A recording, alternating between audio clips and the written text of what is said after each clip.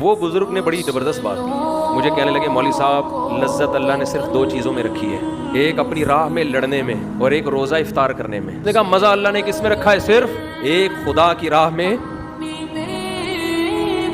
لڑنے میں, دوسرا روزہ افطار کرنے میں. آپ کہہ سکتے ہو کہ روزہ افطار کرنے میں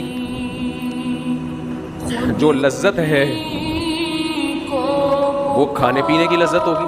میرے بھائی کھانے پینے کی لذت ہر بھوکے کو حاصل ہوتی ہے. اس بزرگ کا مطلب وہ لذت نہیں تھا جو ہر بھوکے اور ہر پیاسے کو کھانے اور پینے کے وقت حاصل ہوتی ہے.